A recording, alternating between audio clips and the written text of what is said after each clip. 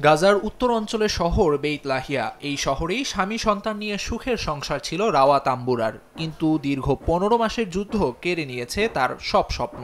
স্বপ্নের বাড়িটি চোখের সামনে এখন শুধু ফাটল ধরা দেয়াল আর ধ্বংসস্তূপ হয়ে দাঁড়িয়ে। ঘরের ছাদ নেই কোনো নিরাপত্তা। তাম্বুরার অশ্রুই যেন বৃষ্টি হয়ে ঝরছে, পানি চুয়ে পড়ছে ঘরের ভেতরে, ঠান্ডায় কাঁপছে বাচ্চারা। সেই সঙ্গে প্রকট আকার ধারণ করেছে খাবার পানির অভাব। গাজার বাজারে খাবারের সংকট কিছুটা কমলেও দাম এখনো আকাশ ছোঁয়া। ফলে এক টুকরা মাংস বা এক প্লেট ভালো খাবার পাওয়াই দুষ্কর।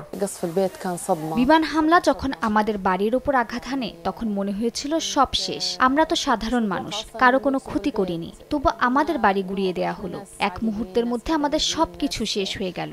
এখন কোনো নিরাপদ জায়গা নেই। আমরা এমন একটি ঘরে থাকছি যেটা যে কোনো সময় ধসে পড়তে পারে। বেঁচে থাকাটাই যেন এখন চ্যালেঞ্জ। একই অবস্থা গাজার দক্ষিণের তেল আল হাওয়া অঞ্চলে। এখানকার বাসিন্দা আসমা দাইমা। দীর্ঘ 15 মাসের দুঃস্বপ্নের প্রহর শেষে তিনিও ফিরে এসেছেন নিজ বাড়িতে। প্রথমবারের মতো নিজের বাড়ির ধ্বংসাবশেষ দেখে স্তব্ধ তিনি। জানান 2014 সালেও একবার ক্ষতিগ্রস্ত হয়েছিল তার বাড়ি। অনেক কষ্টে ঘুরে দাঁড়ালেও এবার আর কিছুই অবশিষ্ট নেই। ছবি দেখেই চোখের পানি থামাতে পারিনি, কারণ এটা শুধু একটা বাড়ি নয়, এটা আমাদের জীবনের স্মৃতি, আমাদের অস্তিত্বের অংশ। 15 মাস ধরে দুঃস্বপ্নের মধ্যে কাটিয়েছি, কিন্তু এখনকার অবস্থা আরো ভয়াবহ। কারণ আগে লড়াই ছিল প্রাণ বাঁচানোর, এখন লড়াই করতে হচ্ছে নিজের অস্তিত্ব ধরে রাখার জন্য।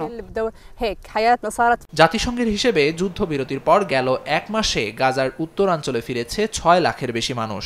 তবে স্বস্তি মিলছে না গাজাবাসীর জীবনে। ঘরবাড়ি হারিয়ে বিভীষিকাময় বাস্তবতার মুখোমুখি তারা। খাবার মিলছে না, রান্নার গ্যাস নেই, বিশুদ্ধ পানি আনতে হাঁটতে হচ্ছে ঘন্টার পর ঘন্টা। জাতিসংঘ বলছে গাজার পুনর্গঠনে $5,300 কোটি প্রয়োজন। শুধু ধ্বংসস্তূপ সরাতেই প্রয়োজন অন্তত 100টি বুলডোজার, যা পূর্ণ গতিতে কাজ করলেও লেগে যাবে 15 বছর।